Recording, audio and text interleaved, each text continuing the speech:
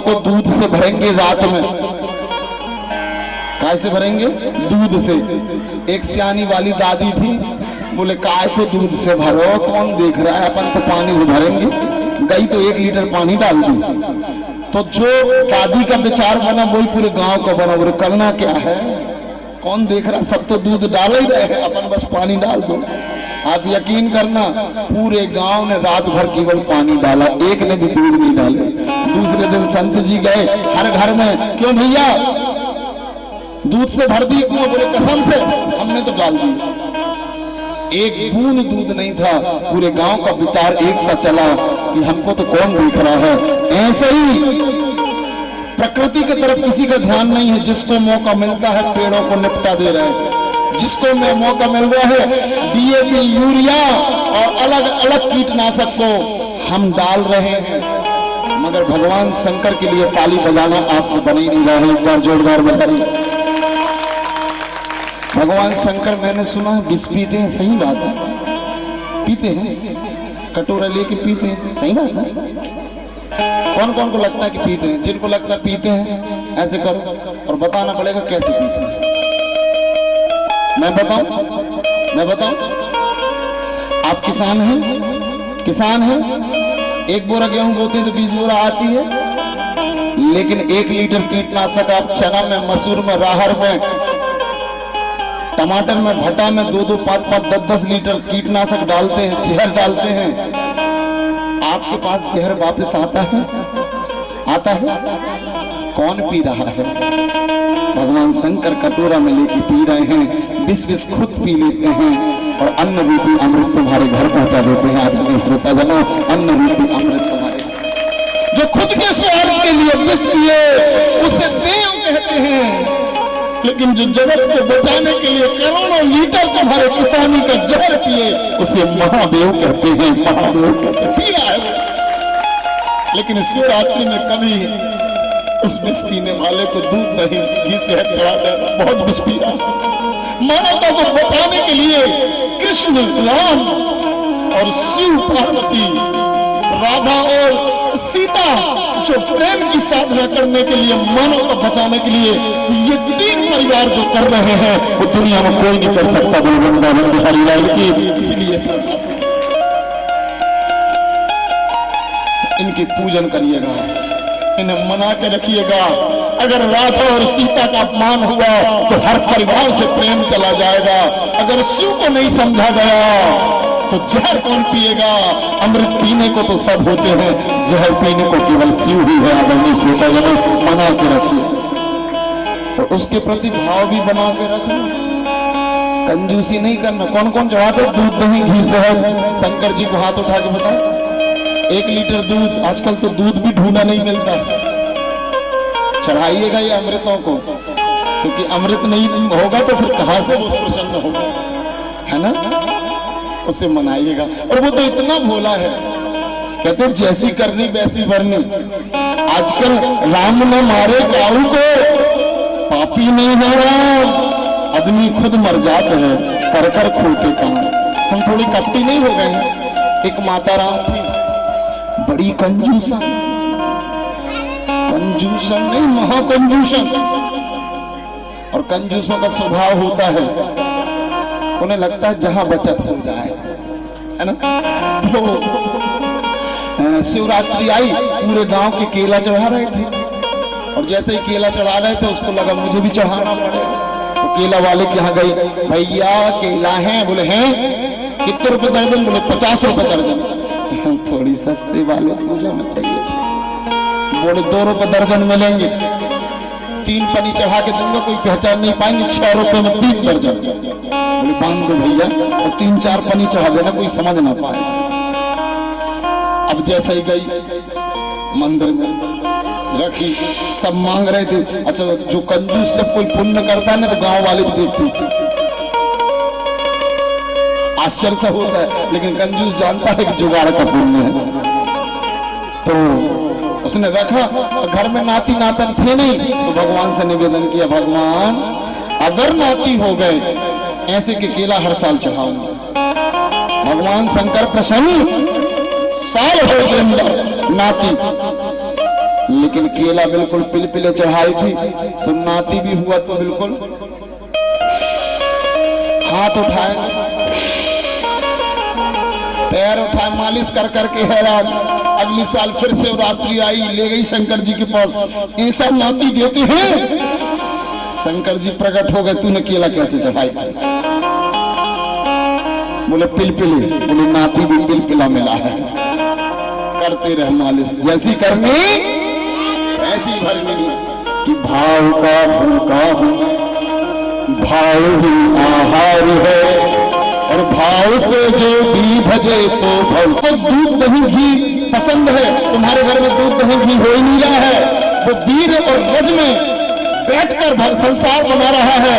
अगर तुम दूध दही घी शहद जैसे लड्डू गोपाल को अर्पण करोगे ना, तुम्हारे बच्चे दूध दही घी शहद खाएंगे, उससे वीर और रज बनेगा। फिर डॉक्टर की जरूरत नहीं पड़ेगी। तुम्हारे यहाँ नाती और नापन का अवतार होगा इसमें तर्जमा, क्योंकि आपने कन्हैया को प्रसन्न कर लिया।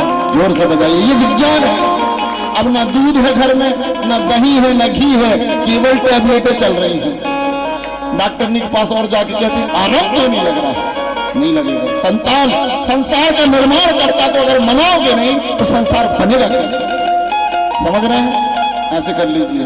ठीक है गुरु महाराज, एक गैया जरूर पालेंगे।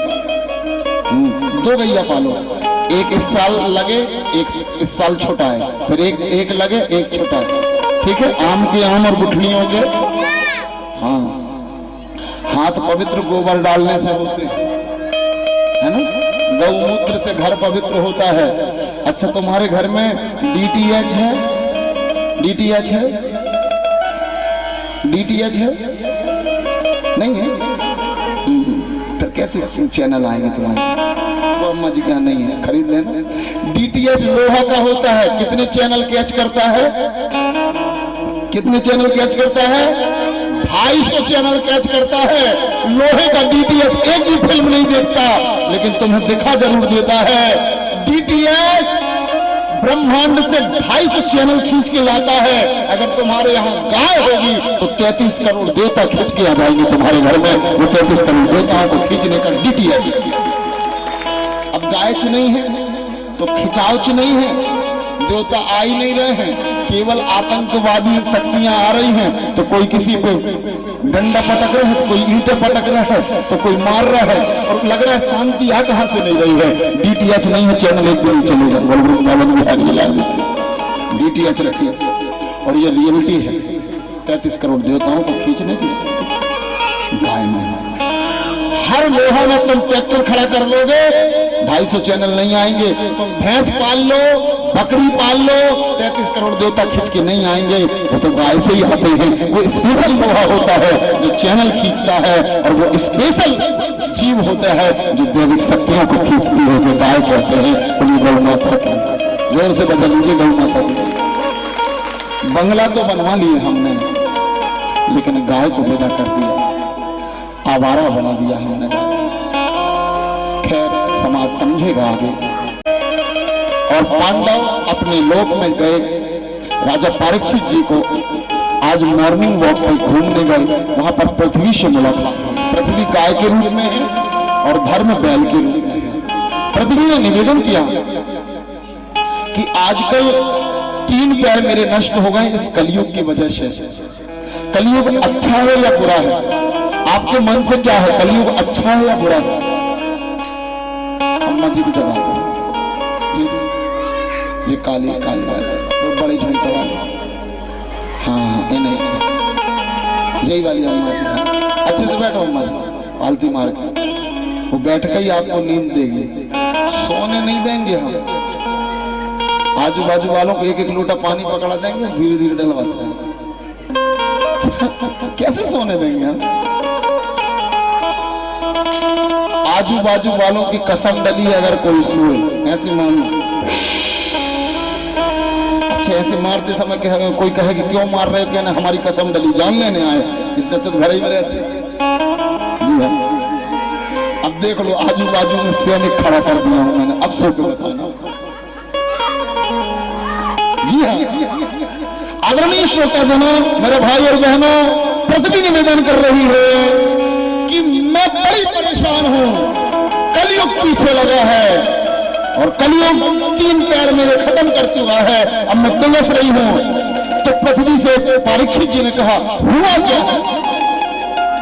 बोले कलयुग ने सरलता खत्म कर दी, संतोष खत्म कर दिया, शास्त्र विचार खत्म कर दिया, ज्ञान वैराग्य ऐश्वर्य विद्या तेज बल स्मृति स्वतंत्रता कौशल कांति धैर्य कोमलता निर्भीकता ये सब खत्म हो गए कलयुग की वजह से। कलयुग में एक ही चीज रह गई है, उसका नाम क्या है? डर। जो पशुओं में रहता था वो हम में है। जिसको देखो, यहां देखिए, जिसको देखो वो डरा हुआ है। हे भगवान कुछ हो ना जाए, हे भगवान कहीं बच्चे को कुछ ना हो जाए, हे भगवान कहीं पति को कुछ ना हो जाए, हे भगवान कहीं धन को कुछ ना हो जाए। यहाँ पर कौन कौन है जिसको डर नहीं लगता? 1 2 3 बच्चों ने उठाए, बाकी सब डरे हुए हैं।